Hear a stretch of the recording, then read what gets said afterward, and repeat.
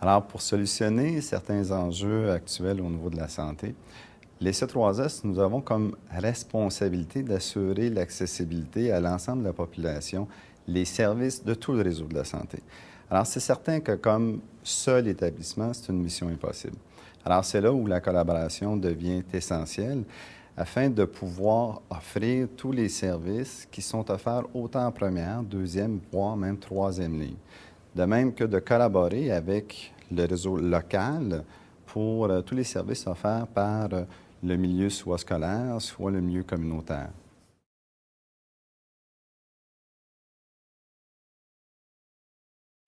Alors, le travail en réseau local de services, ce que ça apporte de plus? Dans un premier temps, c'est on s'assure d'avoir une bonne collaboration avec tous nos partenaires. Cette façon de faire nous permet d'éviter les doublons et c'est un luxe qu'on ne peut pas avoir avec notre système de santé, ces doublons.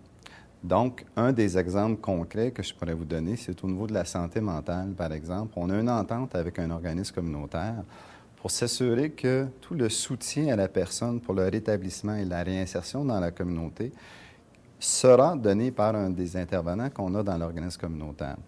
Même chose au niveau de la collaboration avec le CHU, où pendant un épisode de soins vers la psychiatrie, le client, lorsqu'il revient dans notre service, on va s'assurer de pouvoir lui donner le support nécessaire pour cheminer dans tout le rétablissement qui est important de faire pour lui. Alors, un autre exemple au niveau de la clientèle PALV, les services de soutien à domicile qu'on offre dans une maison privée, dans un centre privé, vont veiller à donner les soins à cette clientèle-là, alors que l'établissement privé, lui, s'assure de donner tout le service au niveau du gîte et couvert. Il y a plusieurs exemples de collaboration qu'on peut faire, soit avec la commission scolaire pour les classes de réadaptation, soit avec les CPE au niveau de la clientèle qu'on a en service intégré, périnatalité, petite enfance, où tout le support professionnel va être donné au niveau des CPE, mais toute l'intégration, la socialisation va se faire au niveau du centre de la petite enfance pour les enfants de 0 à 5 ans.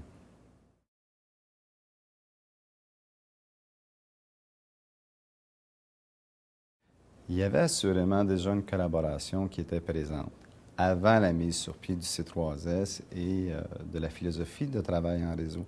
Mais c'est certain qu'on a une collaboration qui va beaucoup plus loin maintenant.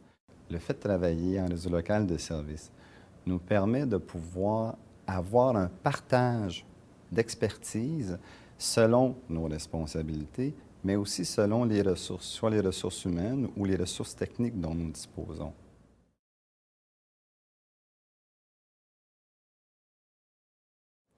Un des moyens pour pouvoir coordonner les services de notre réseau local, c'est assurément d'avoir ce que nous, on appelle, dans le fond, nos tables services. Alors, on a une table au niveau de la clientèle santé mentale, on a une table de partenaires au niveau des jeunes en difficulté, on a une table de partenariat aussi au niveau de la clientèle PALV. Donc, c'est ces mécanismes de collaboration-là où les partenaires du communautaire, les partenaires des autres réseau scolaire, par exemple. Parfois, c'est le réseau judiciaire, la Sûreté du Québec qui va être présent, les organismes communautaires, soit les organismes communautaires locaux, régionaux. Alors, le fait d'être présent, tout le monde ensemble, ça nous permet de pouvoir bien voir quels sont les services que nous offrons, vérifier s'il y a des places où il y a une forme de doublon qui est en train de s'installer, et aussi de s'assurer de voir s'il n'y a pas des manques entre les services qu'on offre et ainsi pouvoir prévoir soit des modalités de référence ou prévoir des services qui n'existent pas et les mettre sur pied pour la clientèle.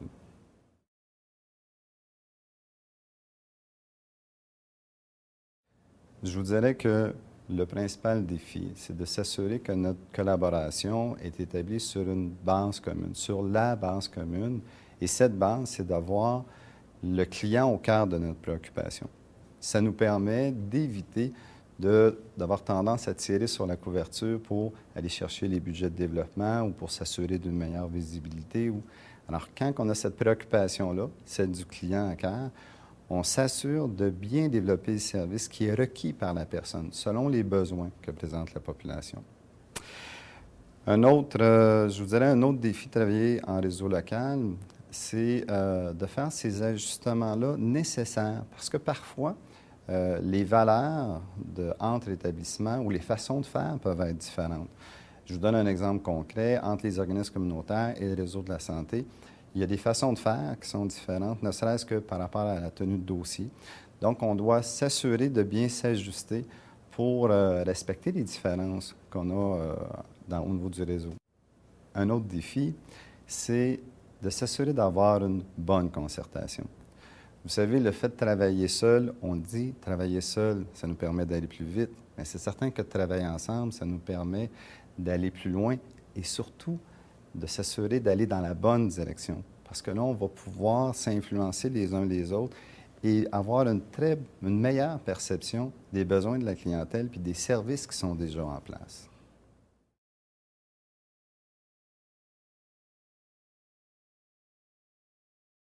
Le fait de travailler dans un C3S en milieu rural, ça apporte évidemment un des défis par rapport à toute la centralisation des services vers les centres urbains, particulièrement vers les établissements, que ce soit le C3S et UGS, qui a toute une vocation particulière, plus régionale, de même qu'avec le CHUS.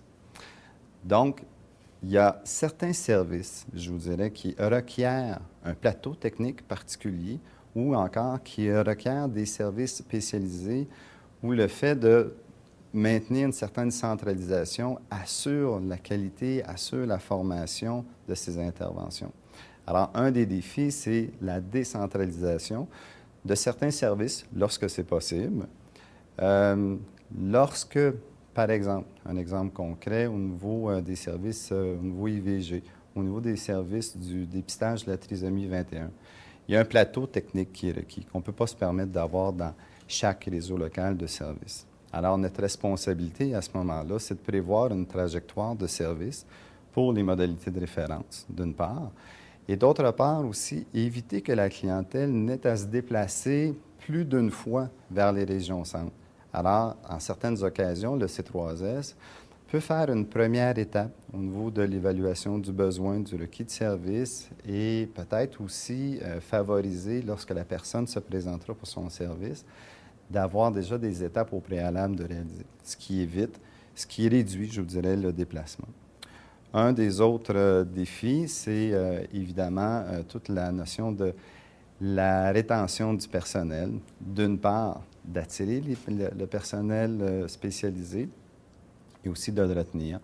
Bien qu'un établissement à grandeur peut-être plus humaine peut présenter certains avantages, il est certain aussi qu'il y a des attraits, que ce soit culturels, que ce soit commercial ou sportif, qui peuvent manquer dans les régions plus rurales.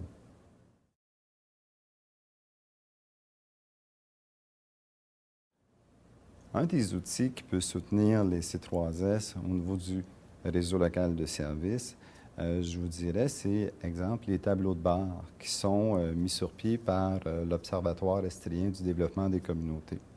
De même que l'analyse de ces données, une analyse des projections démographiques qu'il peut y avoir, ça nous permet, nous comme établissement, de prévoir un peu plus les besoins qui viennent afin d'ajuster les services, de s'assurer d'avoir le personnel requis, d'offrir les formations requises lorsque les besoins se présenteront.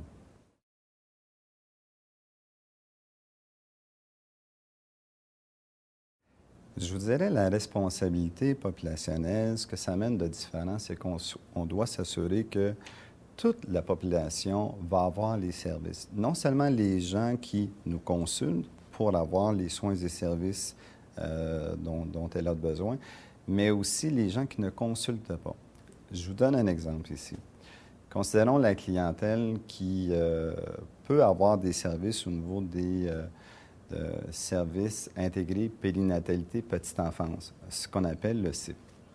Alors, c'est des gens qui, de par une problématique soit au niveau économique, soit au niveau de leur formation, soit au niveau du jeune âge des mères, à qui on offre des services de soutien, de prévention pour le développement de l'enfant. Ces familles-là, il faut tenter de faire un certain dépistage pour pouvoir les trouver. Même chose au niveau du soutien au niveau de l'allaitement maternel. Je vous dirais, si on ne rencontre les mères qu'une fois qu'elles ont accouché, parfois, il est trop tard pour leur présenter les avantages de l'allaitement. Ce qui fait que le fait d'avoir un registre des femmes enceintes, non pas seulement un registre des naissances, nous permet de contacter ces personnes plus rapidement, de les sensibiliser, et c'est ce qui fait en sorte qu'on réussit à augmenter, exemple, notre taux d'allaitement. Je vous dirais, ce qui est différent, c'est qu'on va tenter de rejoindre la clientèle plus rapidement, avant qu'ils ne se présentent pour consulter. Un exemple concret qu'on peut amener ici, c'est lors des vagues de chaleur accablantes. On va faire en sorte d'éviter que les gens n'aient à consulter parce qu'il y a une dégradation de leur état de santé en allant plus rapidement les rencontrer. Alors, au niveau des personnes âgées, au niveau des jeunes enfants, au niveau de la clientèle qui a une problématique de santé mentale, on va même aller voir les responsables des centres de thérapie pour toxicomanes. Donc, notre responsabilité est en amont vraiment de la situation. Un exemple, c'est que maintenant, les C3S, on va assumer plus notre rôle de première ligne. Ce qui fait que la clientèle qui se présente à l'accueil psychosocial pour une problématique de dépendance, on va avoir le réflexe plus rapidement de faire le dépistage afin de, s'il y a lieu, référer en deuxième ligne, sinon d'offrir une intervention en première ligne. Il y a un programme qu'on appelle AlcoChoix. C'est sûr qu'AlcoChoix, je vous dirais, dans un petit milieu comme le nôtre, le fait de le donner en groupe, c'est quelque chose de beaucoup plus difficile.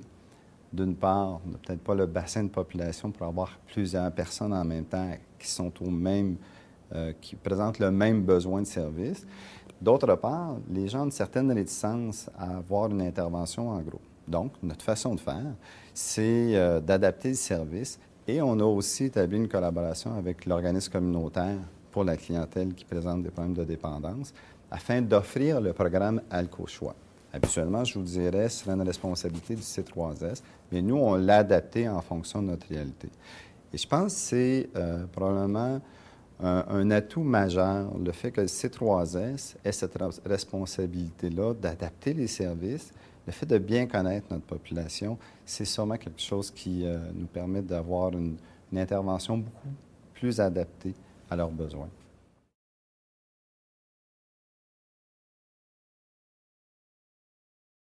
Je vous dirais, dans notre MRC, le réseau local de services est en train de s'implanter. Je pense qu'on est en train d'écrire l'histoire dans la façon de travailler.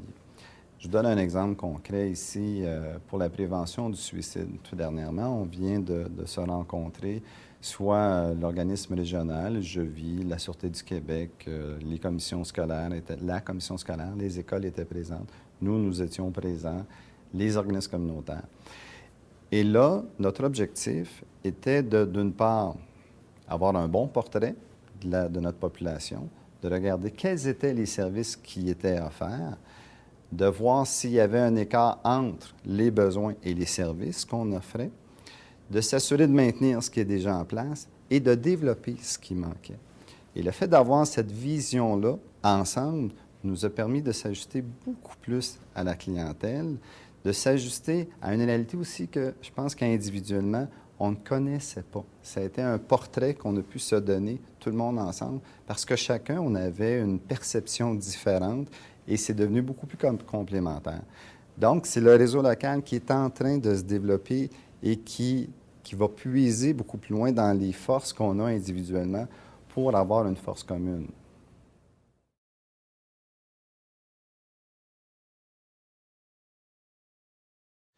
Je vous dirais que ce qu'on a appris, bon, tout d'abord, le fait d'avoir Je vis, qui est l'organisme vraiment spécialisé au niveau du suicide avec nous, ça nous a permis de réaliser que finalement, les tentatives de suicide, ce n'est pas comme nous le pensions au mois d'octobre, au mois de novembre que ça se réalise. C'est beaucoup plus autour du mois de mai. Et là, la question qu'on s'est posée, c'est pourquoi autour du mois de mai? Nous sommes dans un milieu rural, nous avons beaucoup de cultivateurs et c'est certain que le mois de mai, c'est un moment propice à l'épuisement parce que les gens ont des journées qui sont énormes, ils ont beaucoup de travail. Alors, on s'est posé la question, est-ce qu'il se peut que l'épuisement soit pour ces personnes une ou plutôt un des facteurs qui peut précipiter une tentative de suicide. Alors, c'est une hypothèse de travail qu'on s'est fait. Donc, on a vraiment ajusté nos moyens d'intervention, de prévention en lien avec cette hypothèse-là. Une autre hypothèse qu'on a fait aussi, c'est possiblement que le fait d'arriver vers le 1er juillet, il y a des séparations qui vont s'effectuer à ce moment-là parce que, bon, les baux au niveau des logements prennent fin. Donc, là, une autre hypothèse de travail, c'est et si c'était la séparation qui, dans bien des cas, cause ces tentatives de suicide? Donc, on a axé nos moyens de prévention au moment du printemps et aussi on a développé un service qu'on appelle de dépannage pour des crises psychosociales.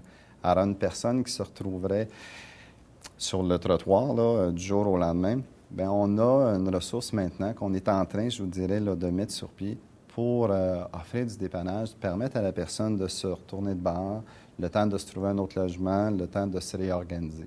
Alors, c'est un exemple concret que le fait d'avoir une vision partagée nous a permis d'ajuster, développer des services qui n'existaient pas auparavant chez nous.